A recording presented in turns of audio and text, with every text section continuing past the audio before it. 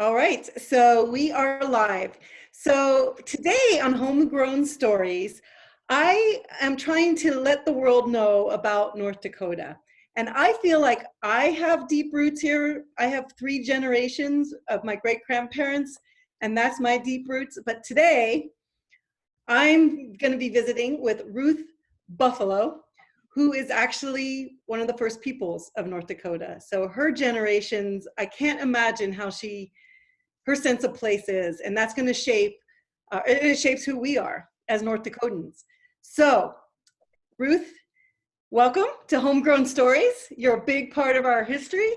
Please introduce yourself. Yes, Madzagirads, thank you. In the Hidatsa language, thank you for having me. Niro Shadzi, Nakbaga O, Madashi Mia Adesh, Heads, Mabe Sigids, Madzagirads, Nakbaga O. So I just want to say thank you for inviting me into this space with you tonight. And my name is Ruth Buffalo. I carry my late grandmother Ruth's Hidatsa name as well as her English name, and I'm originally from Mandaree. Just 27 miles north of Killdeer, and currently reside here in South Fargo with my family. So thank you so much for having me. Perfect. And you are an elected representative of our North Dakota government. So that's all. So, but we want to focus on you. So first of all, and like the connections that we actually have in North Dakota. So in North Dakota, we talk about 1 degree of separation. So we have a relative in common. And can you talk about that? Because it tells us a little bit about your story too, our story. Sure, yeah. So grew up Catholic, and my godparents are both deceased, but they were godparents to so many different families and children throughout Fort Berthold. And one of my godfather was one of your relatives. He's the late Pat Murphy. Him and Ines, her maiden name was Young Bear. They were a big part of my life. Ines Young Bear Murphy, was a really good friend of my late grandmother Ruth. And so throughout my childhood, they were always present, at church. Ines and Pat would always sit in the front row. And I just used to love listening to her sing, because she reminded me so much of how I imagined my grandma to be, because my grandma passed away a year before I was born, and then my grandpa 6 months before I was born. But my godparents were always at my birthday parties, always got to see them at community events, at celebrations, also known as powwows. And Pat would also talk highly about horses. And share books with me throughout my childhood. When I was a teenager, I used to go on trips with him when I was back home from out east here, back home on breaks during high school. And Pat was known for collecting cans, pop cans. Yes. And so a few times I got to go on trips with him to Charleston and Keene to pick up, he had, certain stops where he would get pop cans and things. But yes, I remember so much stories that both of them shared with me, and stories of faith and how they strengthened their faith. There's one story in particular that Pat shared with me, going through the Badlands, or what is known as the breaks, where his brakes actually gave out in his vehicle, and he was zipping down the narrow winding roads, that are a lot different today. But that's one of the stories I remember in particular of him sharing, where his faith was definitely strengthened. But yeah, and an interesting thing too is that after Ines passed away, and then Pat later was in the nursing home in Killdeer, and we would stop and visit him. And at one of our stops there was a man who came up to us in the lobby and started visiting, and asked where we were from. We told him Mandaree, and he knew my late grandpa. Wow. Yeah, and he knew my grandpa and my grandpa's cousin, and he said that they were 2 of the best known horsemen around. So it was pretty neat. And that individual who knew of my grandpa and his cousin, and his name was Owen O'Neill. But so yeah, like you said, it's like about 1%, 1 degree of one degree of separation in North Dakota. So yeah, we have a lot of good memories of. Yeah. And so I was just happy to learn that you're related to Pat. Yeah, it's surprising. You brought up horses. Horses are a huge part of the cowboy culture and also your culture and our culture together.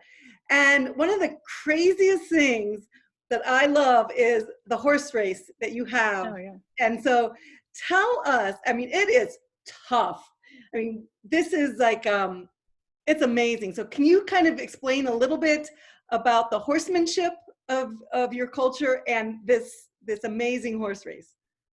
Sure. Yep. You know, like say for example, my grandpa, he had, you know, a lot of horses in the family. You know, after he passed away, the family, you know, just kind of decided to part ways with the horses also, you know, and so, but today there's still such a strong connection. Like even my mom, you know, she, she'll walk up to horses and just automatically have this bond with them, you know, and so we come from a horsemanship family, and today there's a growing culture throughout the country called Indian horse relays, and they can be found locally, you know, with 3 affiliated: MHA Nation, Standing Rock. I think every single tribe across the country has Indian horse relays. There's a big one also in Wyoming. There's also one in Oregon, Montana, of course, and then even in Minnesota at Canterbury Park near Shakopee. Yeah, and we've attended that one, where it's thrilling, it's exciting. You get to see each different tribe kind of showcase their talent and their style. So it's really fun to watch, and it's a dangerous sport too. You know, I mean, the riders have to be in shape. The people who are kind of like docking or getting the horses ready for the next relay. So yeah, there's a lot that goes into it, but very fun to watch and very suspenseful. Yeah. So it's the Indian horse relay then. That's what it's called. Yeah. Right. Yeah. Yeah, I love it. Okay, so you talked a little bit about your tribe. We actually have several tribes here in North Dakota. Could you help us understand or share a little bit how the tribes of North Dakota function together or independently and what they have in common? I mean, how does that work? Well, in short, there's 5 different tribes in North Dakota. Just south of us here in Fargo, there's Sisseton, Oyate, and they kind of straddle the North and South Dakota border. And then, but then interesting too, just east of us, about 45 miles away, is the White Earth Nation in Minnesota. But so north of us is Turtle Mountain Band of Chippewa in Rolette County. And then there's Spirit Lake Nation that has 2 counties, Ramsey and Benson. And then south of Fargo, Bismarck is Standing Rock, and that's Sioux County. And then Fort Berthold Indian Reservation, MHA Nation, they have 6 different counties. So, you know, in terms of looking at the different dynamics within tribal governments, they also intersect with county governments, and even city townships. So there is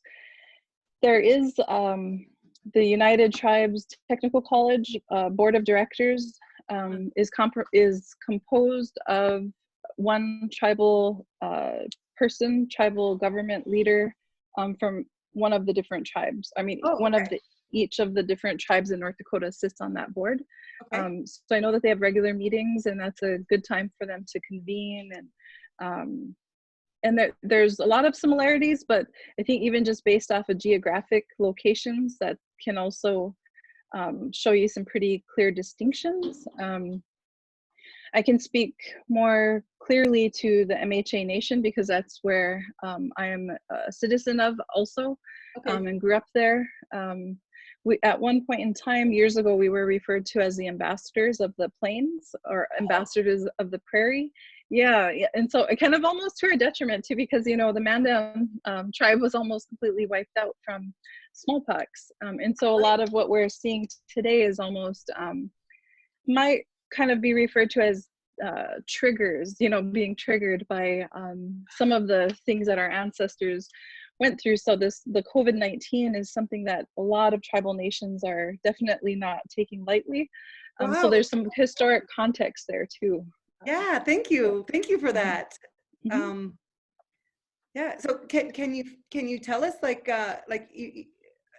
that's a really good context, and how are you responding as a community and a tribe? And I mean, things are a little different now, but maybe you're still being um Right. So, I grew up there, still enrolled there. I'm a citizen. But to be quite honest, I am today. I am considered, since I'm living off of Fort Berthold, in an urban setting here in Fargo. Um, just out of respect, I don't believe that I can speak specifically to the current um, climate, if you will, back home on the reservation. yeah. But I do know that they have developed a COVID-19 task force, and they are working diligently to help protect the communities. And it's also important to remember that even, say, for example, if we look at Fort Berthold Indian Reservation, it has 6 different segments or 6 different districts within it. And Okay. so each different district is almost like a separate community within itself, like a reservation within a reservation, so Yeah. still a lot of similarities, but then there's also some differences too. And the tribal government, or the tribal business council, is comprised of 6 representatives, tribal representatives from each of those districts. We have West Segment, that's Mandaree, Partial, White Shield, Twin Buttes, Four Bears, and Okay. Newtown, or North Segment. So there's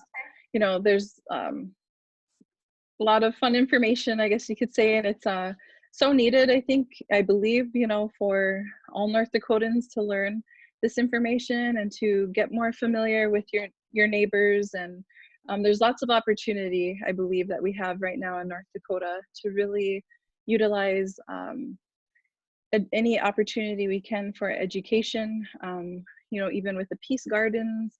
I know Yeah. there's been events there this past year with Turtle Mountain Band of Chippewa, and it would be great to see that expanded across the state.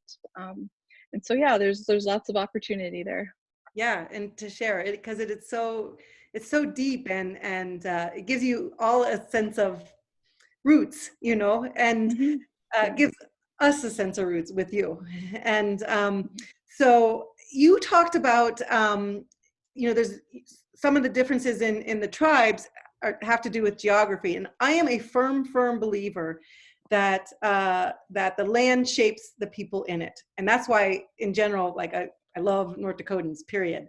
Now, with your history, can you speak to that for your culture and for your history and your tribe? Like, for example, North Dakotans are, because of the extreme environment, are super hardy, but right, and Hmm. practical. So do you see that Sure. within like your eastern tribes versus the western tribes of North Dakota, for example, because the geography is so different? Yeah, I think like in a historical context too, like the take MHA Nation, for example. Historically, we were agricultural people, and so hence the large earth lodge villages that we had, and we had large gardens. So we're very cultural people. But just from developing relationships with friends from different tribal nations, throughout North Dakota, regionally, and throughout the country. As a kid, I used to go to the Summer Institute of Excellence at UND, University of Okay. North Dakota, Indians into Medicine, and it's called InMed.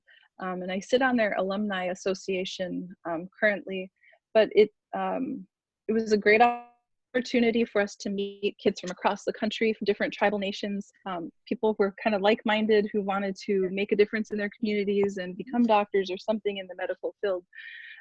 Didn't become a medical doctor, but did come full circle with the Master of Public Health, and trying to prevent, the onset of a lot of chronic illnesses that run prevalent or rampant throughout Indian country and across rural communities alike. But so specifically, there's what comes to mind for me though, just even being here in the Red River Valley, I learned last year that at the headwaters, they call them, near Breckenridge, Minnesota. I'm kind of like pointing south of me, but because, the Red River is one of 2 rivers in the United States that flows north Right. instead of south. And so at the headwaters near Breckenridge and Wahpeton area, years ago, decades ago, that's where we were told that the Mandan and Hidatsa people had also lived in this area too, which was kind of news to me because I have friends from Standing Rock, who have shared that the Red River Valley is where they used to hunt during the summertime. And then I also learned recently that the Ho-Chunk also used to live in what is present day Minnesota. So there's so much interesting layers upon layers of different information and history on these lands. And it's really good to see people doing more land acknowledgements and kind of acknowledging the history that oftentimes is left out of mainstream or mainstream narratives, and so it's good to see that shift happening. But when I think of out west, there's a lot of history in the land, even in the Standing Rock area, where Mandan Hidatsas also used to live in that area too. And so then move further up north along the Missouri River into where we are at today. So there's lots of history there. There's the history of the flooding of 94% of our agricultural land in the early 1950s. And so, there's so much history in the land. Yes. That there's opportunities for people to learn more and to grow together. So. Yeah. And so that's why I'm so glad you're such an articulate and passionate public speaker, because you can speak to it. That's, right from the mouth of the history that we need to know. So I appreciate that. So talking about history, or I should say, so Sacagawea, she is like a hero to a lot of us North Dakotans, and she was indigenous. Could you talk a little bit more about her? Because I think she's a little controversial, right? So maybe. Yeah, there's different stories, but my disclaimer, I'm not a historian or an expert in that area, but yeah, there's different stories out there, even across the country on who she is and what her journey was. That we know she was a very strong woman and helped contributed to the success of the Lewis and Clark expedition, as well as the different tribes in the area. And so that's how I think I would want to be remembered. Oh, you're frozen. Hold on. 1 second. We are frozen. So so technical support there. Do we know what's going on? Still live on Facebook. Hold on, Ruth. I'm going to just play with your video once, Ruth, and see if different tribes in the area. Oh, thank you. There we go. Sorry, you're frozen. Now you're good. Okay. So you left off before you froze. You said that's how you would want to be remembered if you were. Yeah. I just thinking of the contributions that she did, but there's also the real history that we need to know, even just with say in the context of Lake Sacagawea. There's a lake back home that's named after her, but if we dig deeper, should the lake actually in fact be called a reservoir, because that lake came into fruition as a result of the Garrison Dam being made, so that Bismarck could have flood control, which is further downstream. So there's a lot of importance in asking questions and doing the research and trying to find a sound perspective on a lot of the history that has happened, and that is a lot of our North Dakota history, because there is research out there too that touches on a not so pleasant history too that Right. that might be uncomfortable for others to talk about in terms of Sacagawea. Okay. That's good to know, actually, and we'll seek that out as well. So thank you for helping us understand the context of that. Sure. So, why did you choose to serve as an elected official? It was a tough race that you had to do, and you were, it was an amazing win. So why did you choose to be an elected official, and how did your path lead you there? I think how my path led me down this road of public office and serving others just came from experiences at a young age, you know, being a big sister and seeing things that needed to be fixed in my hometown community of Mandaree. Mm-hmm. So that kind of led me down this path, and just has been a common theme of always wanting to find solutions, help solve the problem, and really take courage in doing so, because, you know, if no one's going to do it, somebody has to. And so Right. that's kind of been at the heart of my life's work, is really just trying to find ways to improve the quality of life for everybody, including our most vulnerable or targeted populations, or margin populations pushed to the margins, so to speak. But that kind of has been a common theme in my life's work, is just trying to find solutions. And we know in public health, you know, that we have an opportunity to improve the quality of life by the policies that are put forth. Mm-hmm. Yeah. Well, thank you for lifting up those voices. So you're a good spokesman for that, and a lot of street cred. So thanks. Okay. So now you are now in an elected position, and you now have a seat at the table to represent all North Dakotans. Is there something about your indigenous culture that you wish more people knew, or something that people often assume but is incorrect, that as you're lifting those voices up so that we can understand each other better, is there something in that, something that, like, maybe your top one thing that I know there's so many. yeah, yeah, exactly. I would say just that that we have such a strong, beautiful culture that is alive today, and that we are a thriving people, and that we have, you know, an insurmountable amount of hope and love for not only each other, but for the land that we are still standing on today. Right. So Yeah, something to be proud of, for sure. I mean, it's again, you worked hard to be still standing, and you're still lifting everybody up, and so we'll do it. We'll keep doing it. So what's been the biggest surprise to you as an elected official in the North Dakota government? I would say the biggest surprise that I've seen so far in the North Dakota government is maybe more of a kind of a little bit of a somewhat of a divide between the western side of the state and the eastern side of the state. Yeah, it's weird.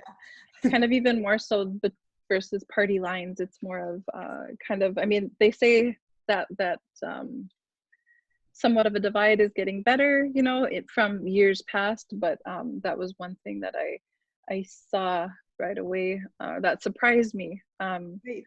But I'm feel that the strength that I have in serving in our state legislature is that I grew up, and I'm from the western side of the state too, but and then also lived a good portion of my young and adult life here on the eastern side of the state. So that is why you're the great uniter. Okay. And you're going to do it. You're going to unite North Dakota under your voice. Okay, we're almost out of time. What is your favorite thing about living in North Dakota? Your favorite thing? My favorite thing is just the wide open spaces. Absolutely, sister. Yeah. Yes. like I think it's raining outside now, and I just love the smell of like how the land or the earth smells after a good rain. And I think of my mom's garden in Mandaree. They just plowed her garden this past Saturday, and every year she says, I'm not gonna do a garden, I'm not gonna do a garden next year, because you know she's getting up there in age, but they just plowed her garden, and it's probably about maybe a third of the size it was when growing up, you know, when I was growing up. So but I just love the wide open spaces and the smell of the earth. I just love it, and the clean air, and so I hope we can preserve the clean air too. Oh, that's beautiful. I'm getting pumped up because I know exactly what you're talking about, you know, and you have to experience it, and that's that connection we have with the land here. It's almost like, well, it's almost another member of our family, the land itself, and right. You feel it once you are here.